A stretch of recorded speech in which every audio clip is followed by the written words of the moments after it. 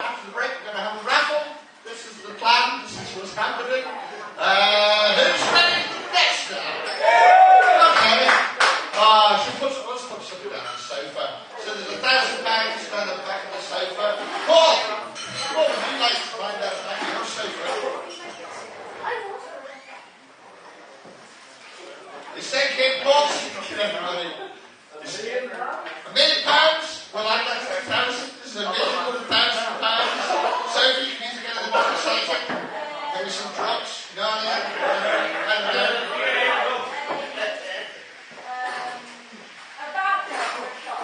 Voucher for a shop. You've got £1 million, but I've also got £10 for us. I'll be using that first. Right, let's just say your sofa's stuffed with money, you're static and you'll clap. And we'll do that. I'm just going to let these people put their drinks down so everything's all settled. Just let them all settle. Okay? Right. So when I say his name, you'll clap in the corner and tell his jokes. Are we ready? Welcome to the stage, you one and only! Oh my God! It's William Callahan. Oh, thanks very much, ladies and gentlemen. I'll just get it kicked off, started with threesome porn. Has anyone ever watched threesome porn? I have. It's quite interesting. That's why I was telling a joke about it. But yeah, I was watching this one video that was like 2 guys and a girl. And there was that sort of like porn preamble, like just the before where they're setting up what was about to occur.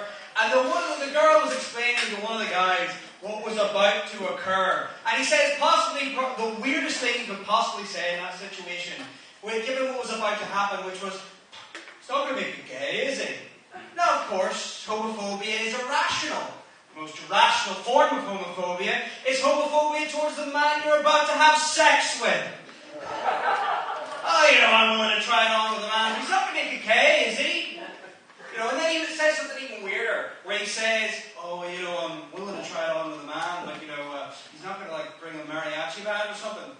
It's not the sex that makes it gay, it's the fanfare that makes it gay. They could be going at it for hours, and all of a sudden one of the other guys pulls out a tambourine and says, "What kind of man do you think I am?"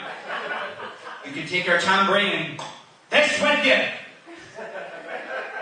I told that joke in Dublin, and the MC was like,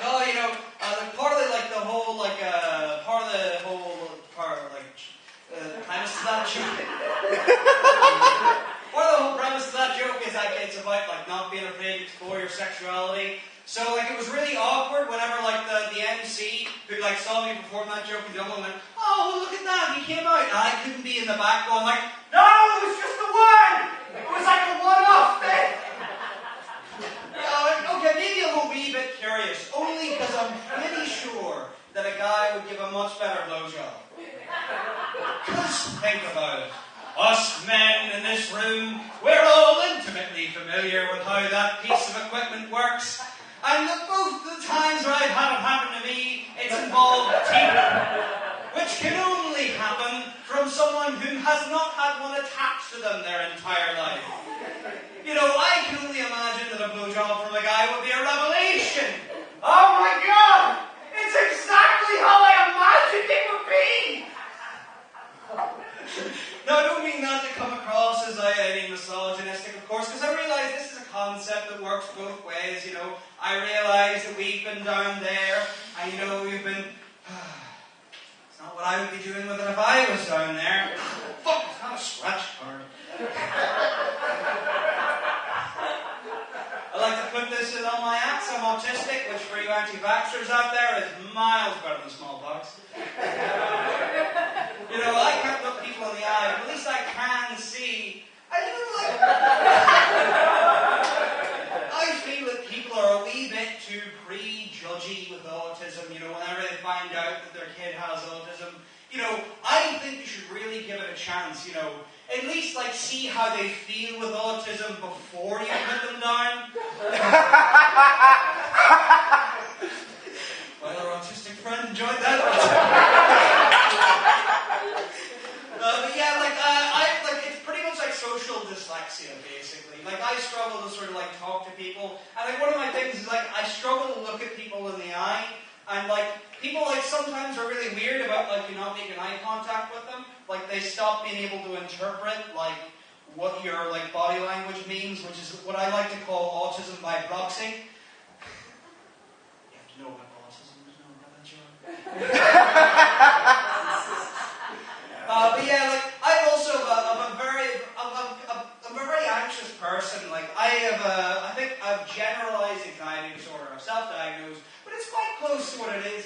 I have this thing where it's like I suddenly feel like I'm gonna die. Like not in like a melodramatic, like oh my god, I'm gonna die. Like I'm gonna die. Get a hospital right now, please. I'm gonna die. Like I like to call it psychotic man flu. Where it's like, my biggest fear is like having an aneurysm. That's my biggest fear. And like I've had that where like I keep getting worried that that's going to happen. And you know, with a lot of my friends, like and like close relatives, they're always trying to calm me down. And I have to understand what they're doing. You know, William, calm down. You know, it's all right. Nothing's going to happen. Which to me just looks like, why are these people so chill about me dying? Oh dear. Not helping that anxiety. I recently got a job. The best way I can describe my job, I work at a call center, and the best way to describe that is like the scene in Toy Story when Buzz falls down the stairs, like that painful reality of like painful realization of the reality of the situation. Like, has anyone here ever actually like called into a call center? Now, how have you felt? You know, it's sometimes, you know, you can feel like it's a bit frustrating, isn't it? You know, when you're calling and, you know, you're talking to someone and you're thinking, you know what, it feels like these people have no idea what they're doing, you know? And now that I work in a call center, I can say we absolutely have no idea what we're doing. Are you kidding me? It's like, they train me for a very specific, like, group of things, like check meter readings, you know, make sure that their account balance is the right way. You know, if you're ever waiting in excess of 20 minutes, it's because there's probably about 5 guys huddled around that phone going, what the fuck is going on here? What the fuck is wrong with that? Like, none of my problems are easy problems to handle. Like, I had problems that were like, just like really esoteric to handle. Like, it's just, I work for like, I can't tell you where I work for like, legal purposes and, you know, not getting fired purposes. You know, so like, if you're from Newry, you'll understand this. I work in a place called Phone Theatre. No Newry people here? Yeah, my job mainly like involves around listening to like Yorkshiremen yell about their power. Like, my average call sounds a little something like this. Hello? Yes? I just got a letter that says I owe you 20,000 grand, and if I don't pay it, I'll be shot by a firing squad. Right, you have to bear with me. I'm communicating to you through a phone I fashioned from tin cans and a piano wire. Also, I'm not the account holder. The account holder's communicating to me via smoke signals on that episode. No, of course I don't have the meter readings. The house has been demolished. That last one was real. And he was smarmy about it too, probably, accepted my meter readings last time. What the fuck are you talking about? You're giving me meter readings for not a house? Like, some like, here's some, I'm just going to tell you some like experiences that I've had working in like a call center. So I had this one person who was the world's angriest customer. Like, they called up and it was like, what the fuck is wrong with my thing? You're so incompetent. Your company is so terrible. I want to know what my account balance is. I said, your account balance is, and then I heard that and went, ha! That's not what it is. That's not what it is. I didn't see their face, but they were definitely doing psychotic. Ha-ha! Whatever they did.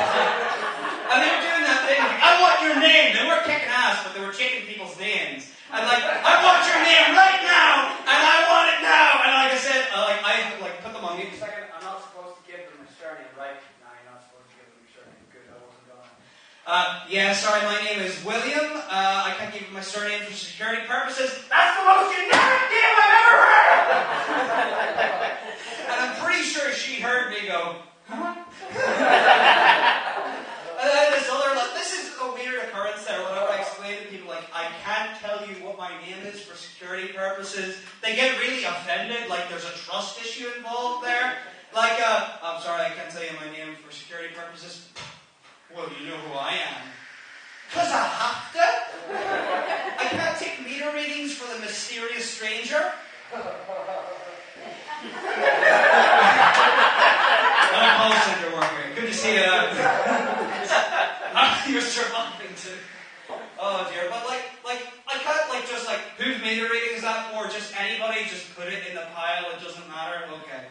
Oh dear, but I realize I just use my comedy as just a way to sort of vent. Especially whenever you work in a call center, and I realize that's why there's no stand-up comic school shooters. Because, instead of grabbing a gun, you just grab the pen and go to type 5 instead. Ladies and gentlemen, I've been William Callahan. You've been fantastic. Thank you.